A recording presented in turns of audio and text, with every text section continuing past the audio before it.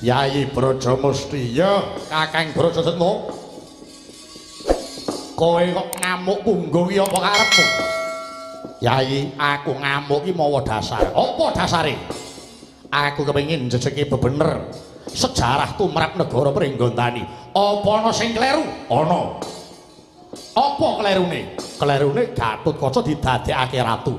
Klerune mapan ana ngendi? Gatotkaca iki tiba putu. Dheweke ora wenang dadi ratu.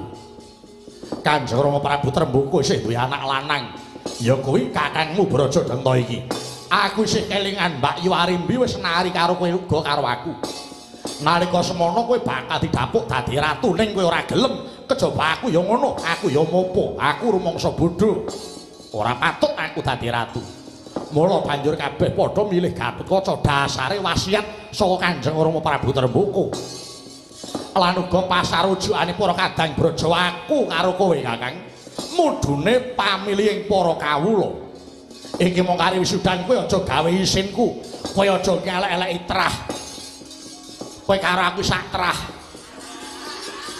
kowe karo aku sedulur kowe aja ngiprati telek karo aku tak rewangi aku jujur tak rewangi aku apa anane tak rewangi aku tekun nyambut gawe Pringgondani kowe aja ngelek-eleki aku.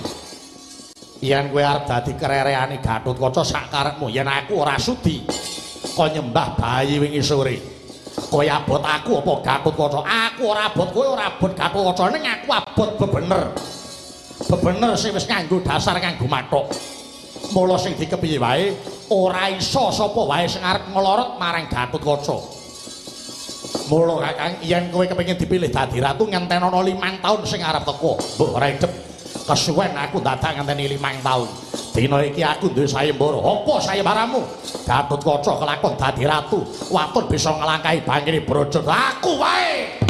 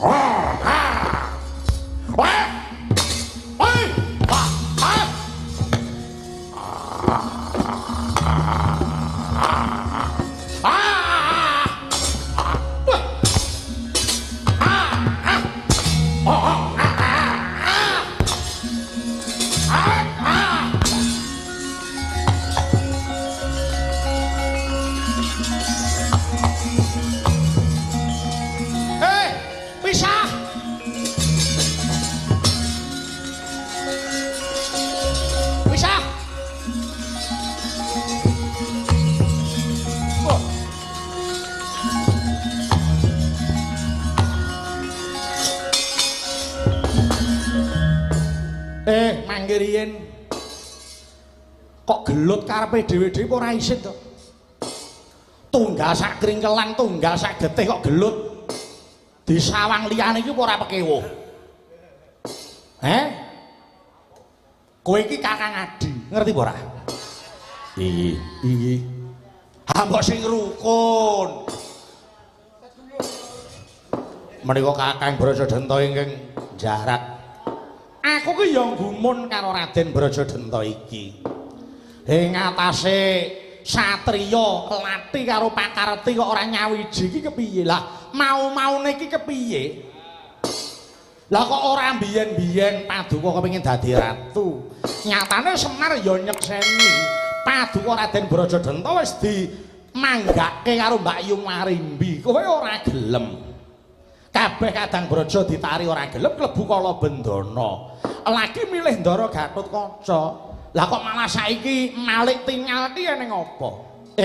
Raden Brajadanta tak jaluk, kowe kudu jujur karo aku. Ayo, kok nganti kowe duwe moga kaya mengkene iki, sapa sing jalari? Mboten wonten. Aja ngapusi. Ala tanpa rupa aku iki dewa, Bathara Ismaya sing momong karo aku. Atimu kandha karo lambemu wis ora padha. Kowe kandha yen ora ana ning batinmu ngerti sapa sing malik pikiranmu. Tak tak bethek kowe aja gelo. Mesti ana wong sing icuk-icuk karo kowe. Ya apa ora? Inggih lah, sapa saiki? Sapa muni ya? Patih Ngastina. Ah, Sengkuni.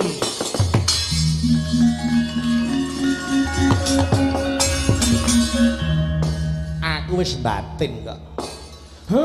Aku wis batin. Wiwit biyen nganti saiki ya mung Sengkuni ku wis dadi jalaran. Mula yen kowe adu arep karo Sengkuni, jagongan karo Sengkuni, kowe ngejako kanca. Ngerti?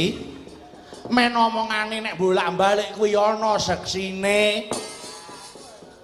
Iya. Kowe iki satriya lho. Arepa blegere buta ning batinmu ki satriya. Lah kok isih gampang miyur iki kepiye? Lah ngene iki. Arepa satriya, arepa pinter, ning yen pancen imane ora kuat, mung nganggo tembung karo wong-wong sing pinter omong, ing kono malah bakal kirut, kowe bakal katut. Apa kowe ora kelingan lelakon Patih Gandamana mbiyen? Sengkuni ya Harya Suman sing gawe dak-dakaning pasulayan. Nganti Patih Gandamana kelangan kelungguhan kuwi ya saka pokal julike Sengkuni kuwi. Pringgondani karo Ngastina, Prabu Trembaka karo Prabu Pandhu nganti dadi Bandayuda ya saka Sengkuni kuwi. Ngono kok kowe ora kelingan, ngono kok ora iso kanggo sinau urip iki kepiye to? Inggih. Ayo bener kuwi durung mesti bener. Mula Raden Brajadanta wis to, kowe aja kemurungsung rasamu, yen wis ago dadi patih, kowe ya dadi ya matih. Nyuwun pangapunten Pukulun. Kula ngurmaosi lepat yaya aku njaluk pangapura nganti lali Purwadaksina awit krungu rembug sing tak tampa. Ya Kakang ora dadi apa. Tak jaluk Kakang Brajadanta nebus marang keluputanmu. Ya Pukulun, kula badhe nebus kalepatan kula. Caramu nebus, kula badhe pinanggih anak kula Gatotkaca.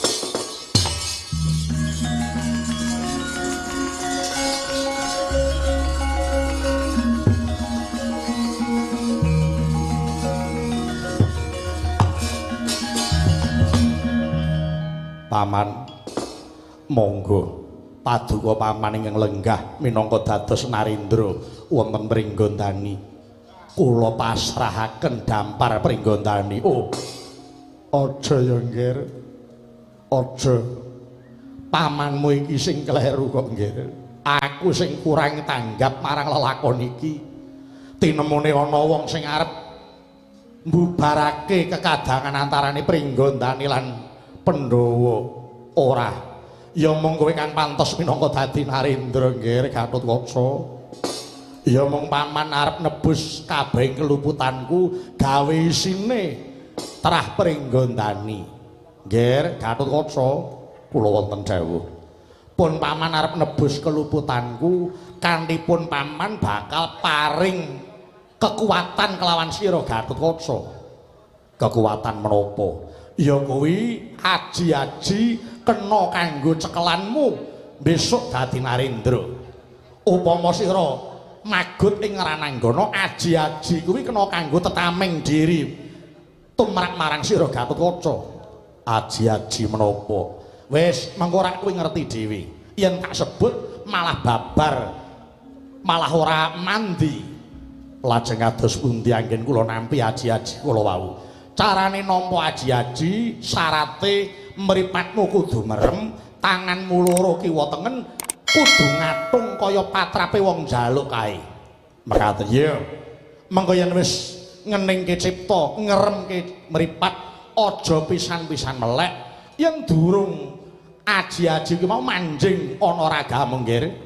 Mekaten paman. Ya, kang mangkono mara enggal tindakno. Tindakno pesi dadi dawuhipun paman. Tan samar pamoring sukma sinukma winah ya ing asepi sinimpen telang ing kalbu pambukaning warana taralen saking lip layap ing aluyut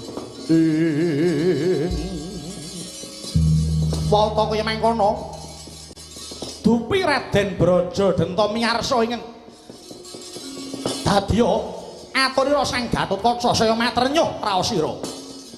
Ing mangke Raden Brajadanta arsa nindakaken karti sampeka sabiyantu dhateng Sang Gatotkaca paring aji-aji minangka sipat kandel Sang Tetuka rikala semana tanggap Raden Brajamusti wis ana tengara yen to Sang Brajadanta Brajamusti bali marang Kamulanira dupi tanggap ingkang dadi dawuhing Raden Brajadanta risang kekalih sigra sedhakep saluku tunggal nutupi baban Hasanga ana rupa datan kadulu ana swara datan rinungu ingkang pinandheng amung pucuk ing grana anut diyongane kayun-kayungyon angayati parutama kaya mati jroning urip nyuwun marang Gusti Kang nyipta jagat nenggih Sang Brajadanta Brajamusti bali marang asalira nenggih Aji Brajadanta Aji Brajamusti amung saged biaring kilat Sang Brajadanta Brajamusti ical saking pandeleng manjing wonten epek-epeke Sang Gatotkaca kanan miwah kiring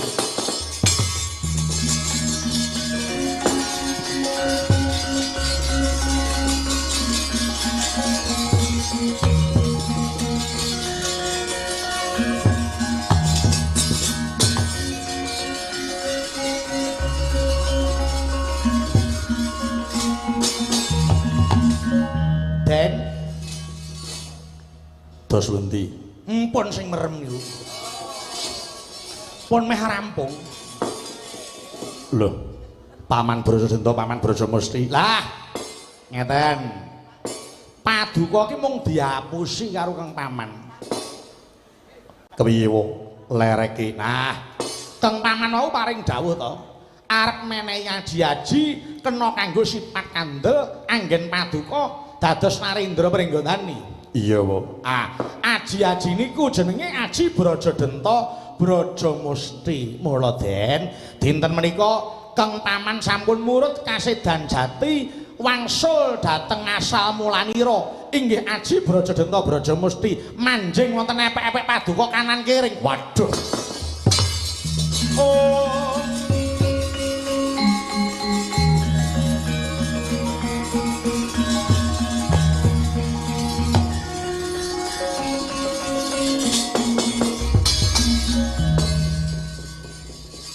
Wa Semar tinemu ning nggonku dadi ratu tinebus Paman Brajadanta Paman Brajamusti nah mboten kok ditebusi Den namung menika sampun titi wancinipun mugi andadosna kawuningan bilih Kang Paman Brajadanta Brajamusti niku nalika lair wonten alam Padang niku nyarengi Prabu Trembaka nampi Aji Brajadanta Brajamusti saking Prabu Pandhu laire bareng kalian Kang Eyang nampa Aji Brajadanta Brajamusti mula banjur dipuja dadi bayi diwenehi tenger Brajadanta Brajamusti niki panebusipun Kang Paman anggenipun nyengkuyung dhateng paduka Ndara Gatotkaca Kang Paman wangsul dhateng wujuding Aji Brajadanta Brajamusti manjing dhateng paduka Ndara Gatotkaca sami kemawon ingkang Paman menika mangsulaken aji-aji dhateng turune Prabu Pandhu paduka menika putra Ndara Werkudara isih turun Prabu Pandhu pun